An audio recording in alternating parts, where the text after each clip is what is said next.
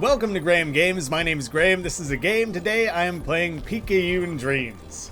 After a long-awaited build-up, the game is here. Launch day is here. Very excited for this one.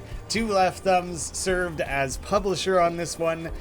Funding it from the very beginning. It's very unique in that regard, that it's the only game that I was involved with from the ground floor rather than coming in later on. So the game is very special for that particular reason, personally, but it's also just a very special game because I think the developers did a phenomenal job. Andy Land on art, Stepford doing the programming, and Melky Possum providing a cool-ass breakcore soundtrack. So, I'm just gonna jump straight into things. I've been playing quite a bit of it on my own, publishing account, and so now I'm playing on my own personal one, so I have a fully reset progress and things. I'm gonna see how it goes. I'm avoiding that. I'm not gonna go mess around with the higher difficulty area right off the bat. I'm gonna go wander over into something a little more forgiving. But even it's not like I've played this game infinite amounts and know absolutely every little intricacy of it. And honestly, I'm not that good at it. So I'll be excited to be playing it live and see how well I can fare. So people recognize pretty quickly that the base gameplay in these individual stages is very Vampire Survivors-esque. That was a very direct inspiration, but then it gets crazier from there. That's not all there is. Missile pack. The hardware comes with code, and this is actually like a peek behind the curtain of the actual code that makes the game run. But you can start parsing different things out of it, it says that it creates a missile, it sends it off in a 360 direction of one towards the mouse in a 360 direction, damage, how long it lasts. And then there's things like the parasite, where it does damage every frame, or the leg saw that just shoots out away from you and it has knockback. And so it's supposed to be a fun little way where it teaches you a little bit about code while also showing you very precisely how everything scales. And then I love the way that it shows it on your actual body there and affecting stats and everything. So the parasite is pretty strong. I'm going to go with that one. It flies around, latches itself onto an enemy, and then does damage over time. And once you get multiple of them going together, it really builds up and gets kind of crazy. So I want that one to stack for sure. There is a toggle. If I just hit control here, it switches to auto aiming. I'm no longer using the mouse. It's super functional. And for the majority of the footage I recorded for the trailer, I had to use auto aim because I tend to do better in the game while auto aiming. It just makes things quite a lot easier. I'm going to do the chain belt, which gives you a nice melee radius. It's like the garlic of this, but not nearly as strong. You can't really just tank the game with that. A little floppy disk there so you can get another upgrade. The hunter's bow, I believe, has poison. Yes, or it either gives poison or does more to poison enemies. I think it grants poison. The saw just cuts through things. I do like the missile pack quite a bit, so I'm going to play around with the missile pack. I don't actually really know what the best items are. I just kind of know some of the ones that I like, and so I'm going to stick with those. The numbers that drop off are literally the damage that you are doing, but also are the experience in the game. There's a very fun kind of combination thing there, and when you kill enemies, and a bunch of damage values are generated all at once, they stack, so that's why sometimes it's 90, sometimes it's 10. That's what's going on there. So the crown is just pickup radius, the IV bag is additional health, and the injection makes your weapons bigger, which at a 10% increase isn't a lot at level 1, but the way it scales up, it starts to become quite hefty. As soon as things get a little too tricky, I might have to switch over into using auto aim, because it's hard to commentate and play a game with this much going on, and plus it's just hard. So many of those are just dropping experience. Oh yeah, there's also this button to make the game run at 2 times speed, so obviously this is not something I would want to use, and I'll turn on auto aim for a second while I'm using this. It's a really handy way when you maybe have an increasing comfort with the game. You've played enough runs that you really know how the beginning goes, and you know precisely how to survive it and feel confident weaving your way around. I'm going to do Parasite level 2, so I'll have 2 of those things running around, leeching their way onto things. So it's a nice way to kind of fly through the early part of the game, where normally in this genre, it's quite a slow start, and it builds up and builds and builds. And that's no different here. So it's really, really nice to just go 2 times speed, blast through some enemies, get some early levels in, rack up the experience. And now the mortality is high enough, which is kind of just a measure of progress. Time is just time, but there are other indicators of how far through like a level you've progressed. And so mortality is actually the marker for when like bosses start arriving and additional enemies and things like that.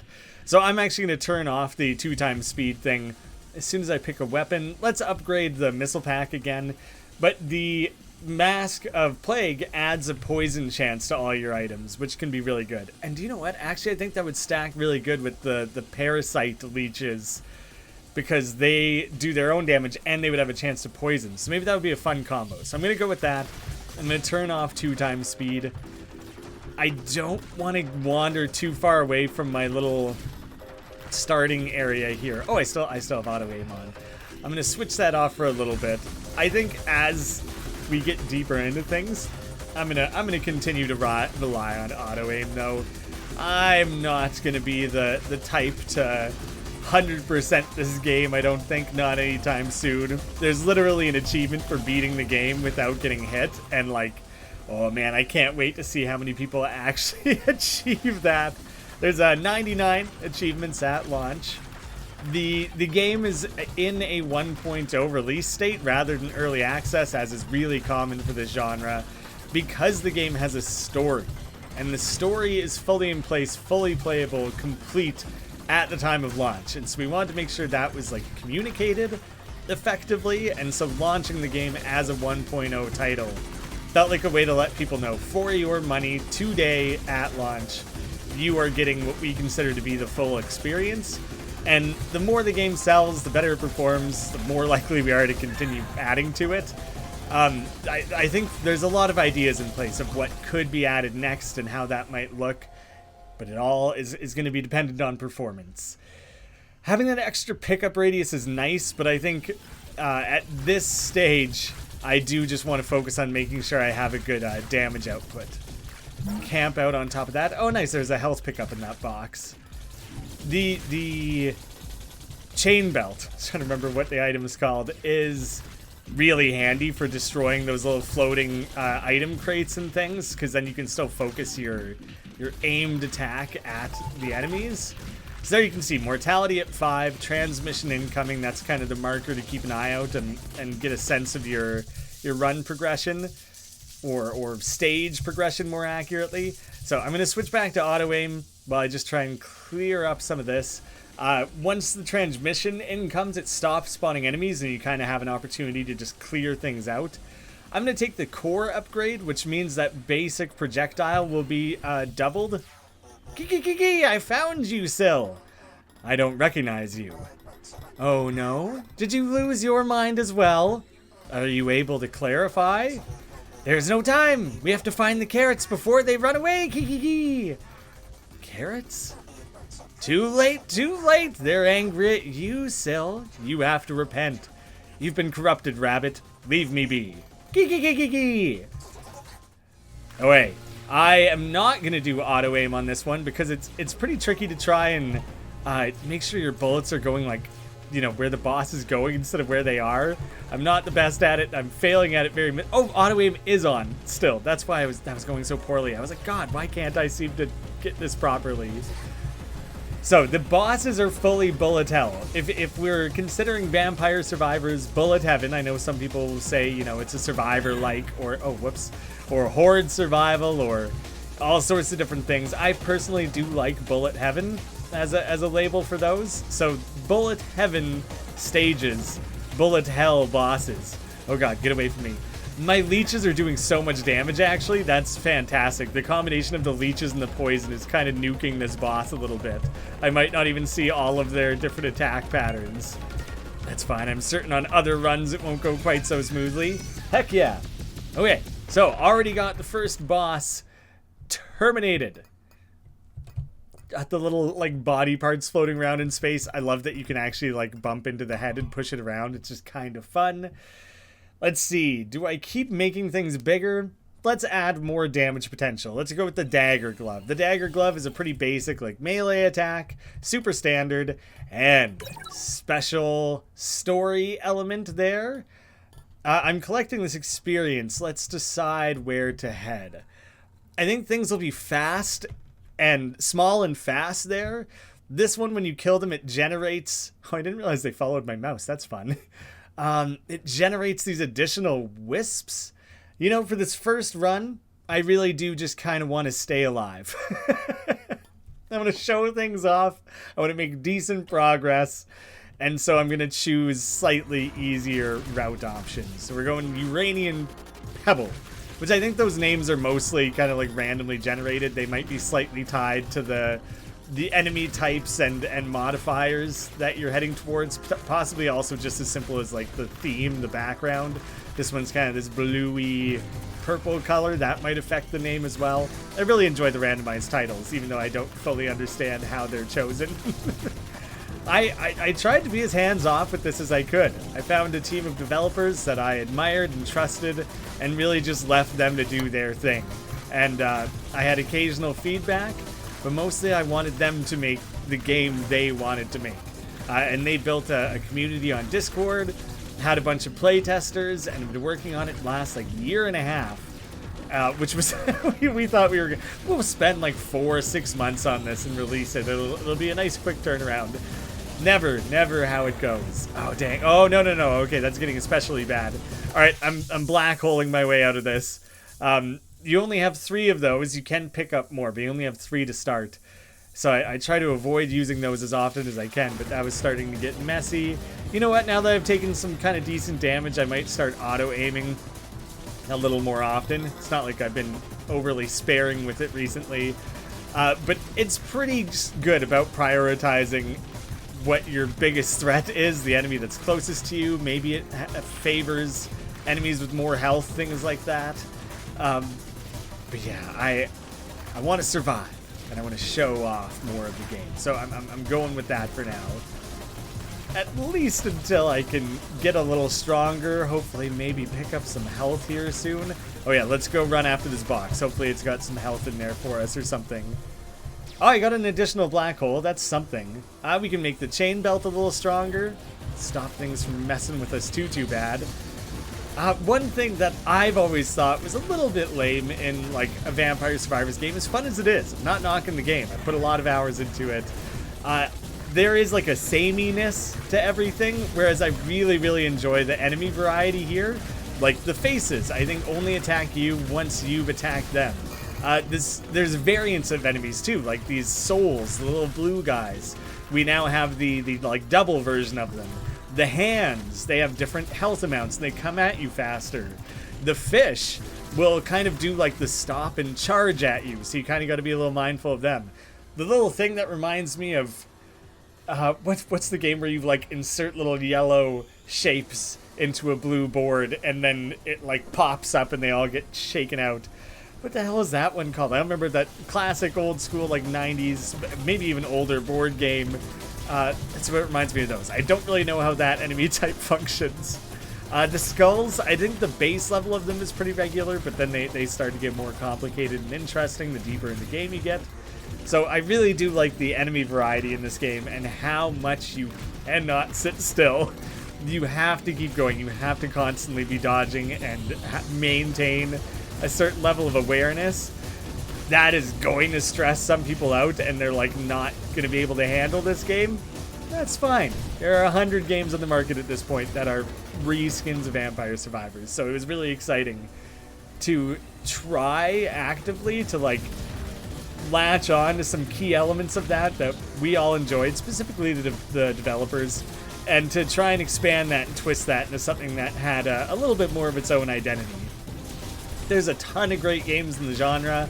I've played many of them, and I'm very excited to be a part of something like this that I personally think is quite special, and I hope others feel the same way. I'm really trying to keep a nice tight circle here. so that I don't end up. Oh dang it! I was hoping that guy would die a little faster. Should have been trying to thread the needle a little more probably.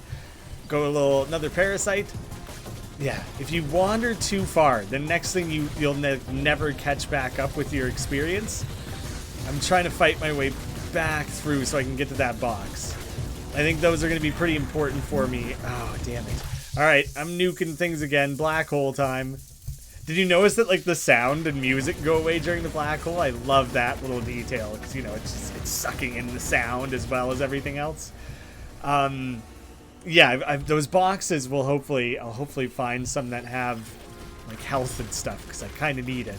Okay, we're getting the next difficulty of skulls, and I'm pretty sure these ones with the horns split in two. It still might not be true yet. That might be the tier above the single horn skull. There's plenty of enemy variety that show up as you make your way through a run.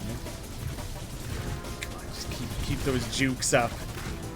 A little bit there, I just had like a sticky moment on the keyboard where it stopped doing the one direction, and I luckily, when I took damage, it was like a second after that happened, so I can't blame the keyboard on that one.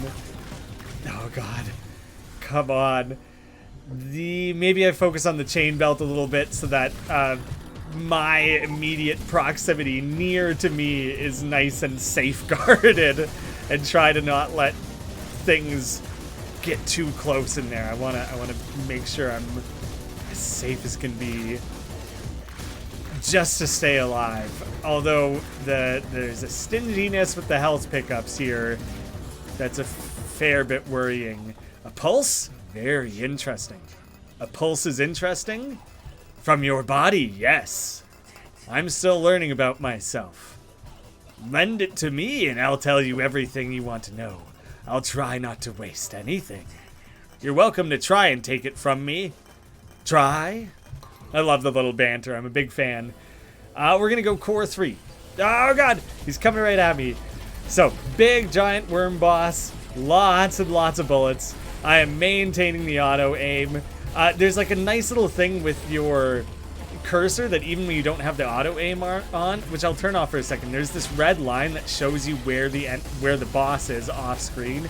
It doesn't do that for enemies because there's a million thousand enemies at once, but considering the way this guy specifically like just comes flying from any direction, it's really crucially important to be able to anticipate that, and so that little line is really, really helpful for that reason. If you break him, damn it, in like the middle, then it'll turn into different segments of the worm, and then you have to suddenly contest with more than one of these things flying around. Although, you know, they'll each be shortened. Okay, yeah, see, we're starting to break them apart. Decent so far. I'm really, really hoping I can make it through the second boss here. The health situation's getting worrying. The bullets are filling the screen. Those green ones that are rooted in place are such a pain to deal with. Oh god. No. I got so lucky with the chain belt there. That was 2 in like a millisecond span that were absolutely going to hit me. Wow. Okay. I feel good about that. That was excellent. I'm excited. Let's rally up a bunch of experience here. Now, there would be memories to unlock for this boss as well, but you can't get them both in the same run. So, you know, instead you can level up other ways, and there's further meta that you can use to build a loadout, is what it's called in the game, between runs. So it's not straight stat upgrading. It's more about like different ways you can modify the game. I'll show it off after I die. So there are reasons to keep playing rather than instantly killing yourself to reset things so you can earn the next memory. So that's why I'm sticking with it, sticking with the same run. So I'm very injured. At this point, you know what? Let's mess around with something. Let's try something a little different. So I'm gonna go over to this, which has like a difficulty modifier to it. It will be extra difficult. Despite being famished and starving, twice as many of them thrive here. So I genuinely don't know if those are like less health or anything. It seems like it. It seems like I'm melting through them quite well. So I a little bit think And that's the trade-off, is that it's lots and lots and lots of enemies, but they're a little bit easier to kill, I hope, or else my run is going to be cooked very quickly here. It's hard to maintain a tight perimeter when things are just showing up everywhere and blowing up a million enemies a second, thousands of them. Oh god. Okay. Just focus on finding a safe little gap to shoot. Making my way to the experience clusters is useful, but not getting hit and not dying has a greater value. So I think now at this point I'm at like 40-50% size increase of my weapons, and so now that chain belt is suddenly way more viable. It's reaching notably further outside of my own little like personal bubble here, and that's very important for me right now because things are coming at me fast. Oh, come on, break that box. Ah, there was like nothing in it. Maybe it was experience or something, but oh yeah, there's another one. Not like a single health upgrade drop is going to make a big difference. Oh, nice. Okay, that would have come out of the box. That was so huge. Very useful.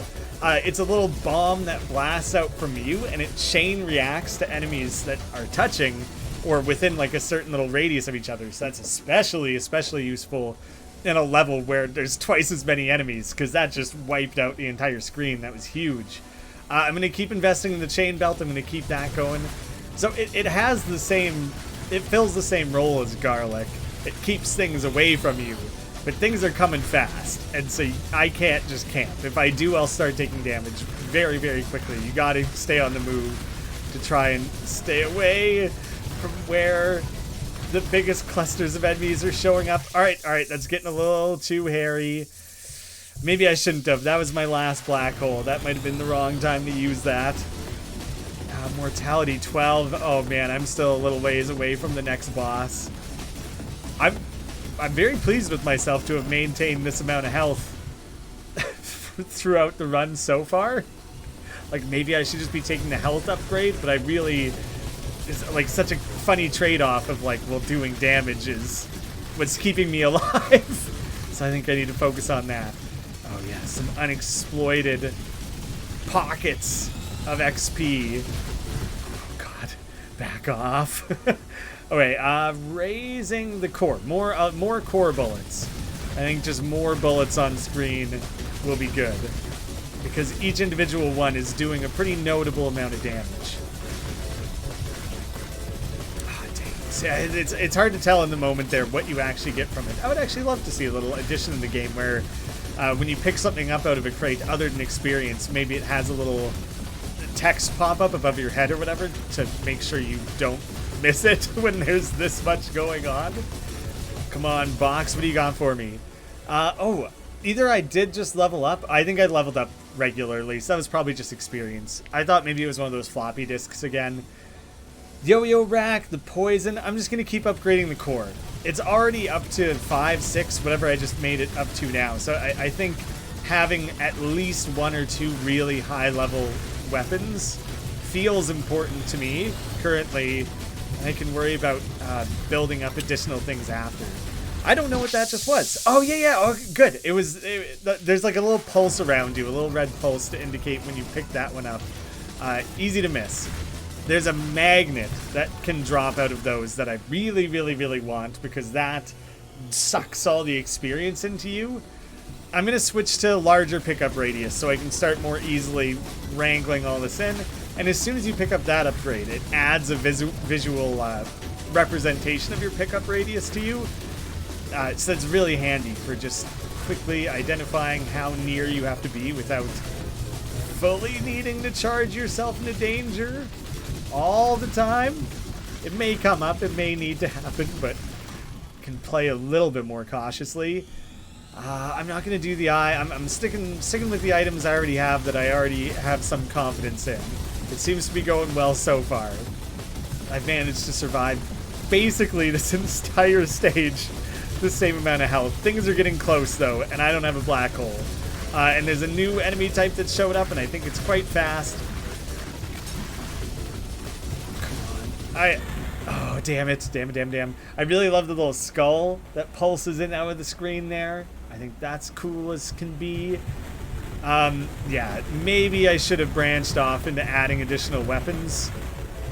Because, yeah, it was getting too crowded, I was very near the next boss, mortality 14.5, but it did not happen. Several issues that need to be resolved. This comes up at the end of every screen. You can skip it, but I'm letting it play this once. Heartbeat, ping pong, conditions stabilized. Total enemies slain 7,000, bosses 2, time survived and mortality, upgrades 27. There's the amount of damage and kills you got from each of the individual weapon types. Is there much else to know there? Not currently. So, memory file is located. Press space to initiate that. And so this is a very exciting part of things, inspired by Yume Nikki. Kind of an RPG Maker-like story sequence. This was what was unlocked by defeating the rabbit boss at the start of the run there. A part of me wishes I could lay down and sleep forever. But then there's this other part of me that refuses to give myself a break for even a second. As selfish as I can be, not even I want the best for myself. There's nothing out there, except infinite, endless space. It's my journal. It is empty. It is empty. If I did write anything in it, it's not like I would have remembered. So kind of these glitchy rooms. I don't remember this. You can't access any of those yet. But we can go to the far one here, which tied to the rabbit boss. If you interact with that carrot, it just takes you back to the memory selecting screen, so I will skip that. Very cute. I agree. It doesn't look very smart, but it seems to be happy. All the carrots must have lured them here. I don't know if they all have unique dialogue. Looks very soft. I think that it must be like randomly picking through a selection of preset dialogues. Yeah, I think that's all. Delicious, healthy, nutritious carrots. I do see the mailbox. I'm just confirming. Yeah, I think it's blocked off on that side. Congratulations, Izu Kamiya. You are among the top 0.1% of the applicants we received. It is a great pleasure to inform you that you have been selected for the program. If you could have your things prepared by the 23rd of January, we'd like to start training from then on. I'm sure you're aware of the risks and responsibilities you are accepting. Humanity thanks you. You got accepted, Izu. That's amazing.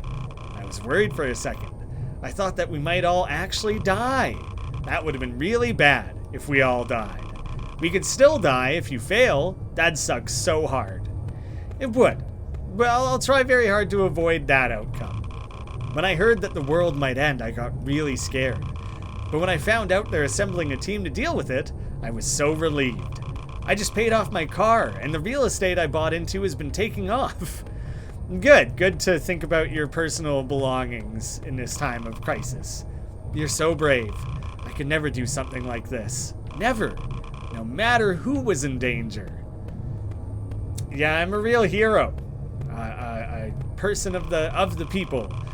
They're getting people that can save the world? Thank God.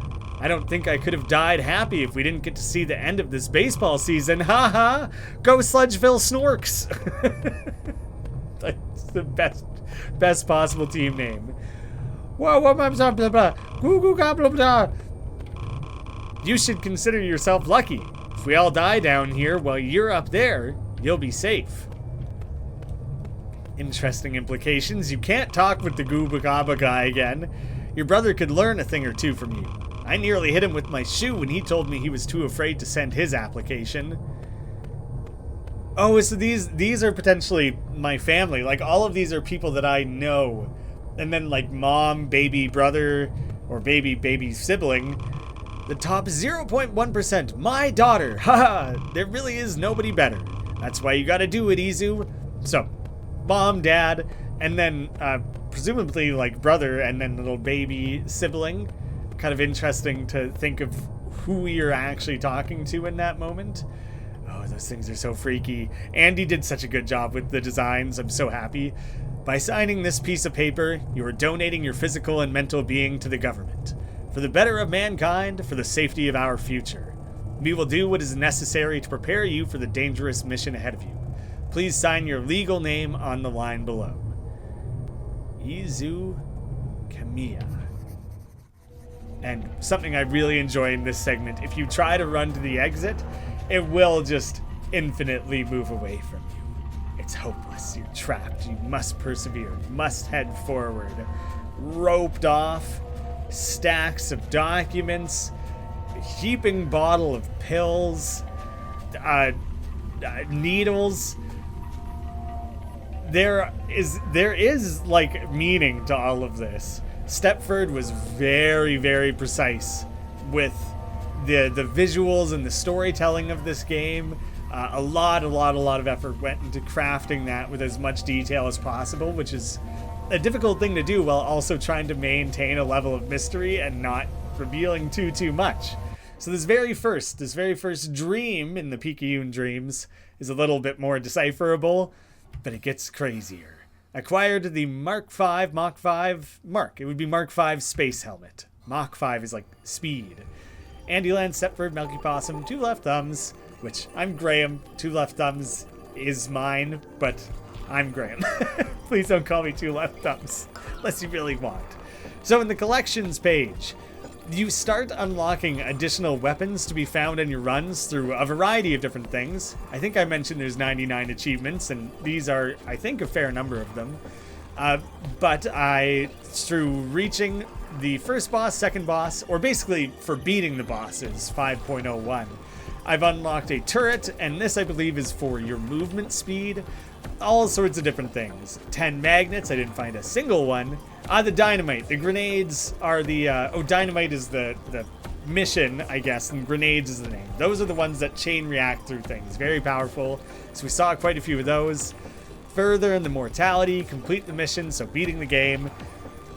Be still for 5 minutes, like, total, which doesn't happen very often. You should really try and accumulate that at the start of your run as much as possible. Kill 100,000 enemies. I've killed 7,000 so far. The Perceiver, 10 statues. We haven't seen any of those yet. You'll see why in a moment. Upgrade your core to 8. Upgrade all sorts of different items up to at least level 8. I think they do go higher, but that's the marker at which you unlock additional things. So, your builds can get notably more complex. Just a fun list of stats of different things you've accomplished, times you've won, times you've died, damage done, experience, all that. And here, if you really truly hate the code version of how items work, you can go to the collections page and it'll tell you very precisely how it works, how it scales, how much damage you've done with it, how many enemies you've killed with it. So you can learn all of that here. Our new additions, the defensive turret and the overcharged engine. You can go see the different enemy types, including their variants. So that's all I would have discovered so far. And the loadout that I mentioned previously. This big, sprawling screen. Because I kept playing, I managed to accumulate enough experience to be level 4, and I have 3 skill points. Or I'm building towards level 4, I'm not certain entirely which. So you have to get this one first. RGB genetics. Sometimes an elite rainbow enemy will spawn with majorly increased HP, but capable of dropping goodies. So it's fun to have that as the starting point because it expands the game in a very small but helpful way. It's like a good thing that you would basically never not want. So that's the center of the tree, and from there you can start branching out. Bosses drop 3 HP pickups. Huge. Very useful. Killing an enemy gives you 1 marathon stack up to 5. If none are killed for 2 seconds, stacks are reset. It increases your movement speed. So if you just keep killing things, you'll keep moving faster. It gives you the option to re-roll, which regenerates after you kill a boss. So if you don't like being locked into those builds, you can start investing in re-rolls. 300% XP radius while a black hole is active, so you would bring in all the XP. Could also be very useful. Like, all of these are useful, really. Here's the statues. Once per area, you will encounter a statue, basically. So I'm going to activate that one because it changes the game in some pretty interesting ways. Enemies surrounding your black hole will be dragged into its depths. Enemies who have status effect take 10% more damage, and bosses will drop a black hole pickup, which I love that, like the meme of that little girl with like the burning building where she's like looking back at the camera with that little, stupid little grin. I'm pretty sure that's what that is. So I do want the boss health pickups. And then from there, you know, upon taking damage, the time before you're able to take damage again is longer, so better iframes basically. Defeating a boss increases max HP. Upon taking damage, punt nearby enemies away from you. Health vials now heal an extra 4. And it just keeps going. And you can earn quite a few skill points. I forget what the max is. But the more you play the game, the more you'll earn, and it doesn't cost anything to respec those. You can switch it around at any time. So if you're a big fan of one particular upgrade, it costs you nothing to try something different. So we hope people really enjoy that level of experimentation. Yeah, Picayune Dreams, guys. It's out now. It's only $5. We made an effort to localize the prices. I'm actually just going to look at the email. I don't think it's been confirmed by Valve yet, but the idea is that prices should be localized to be affordable in all regions. If you live somewhere internationally and the game is like prohibitively expensive to you, like in the United States as a baseline, if you work for an hour of minimum wage, you can afford this game. So if it costs you like an entire work week to afford this game, let us know and we can calibrate those prices because we want that to be fairly accessible to people. We're in the process of updating it. It will need to be refined and tweaked, so your feedback will be really invaluable. Please go check it out. If you do, please leave it a wish list on Steam. That helps us out so much. Thank you all so much for watching. I hope to see you again soon.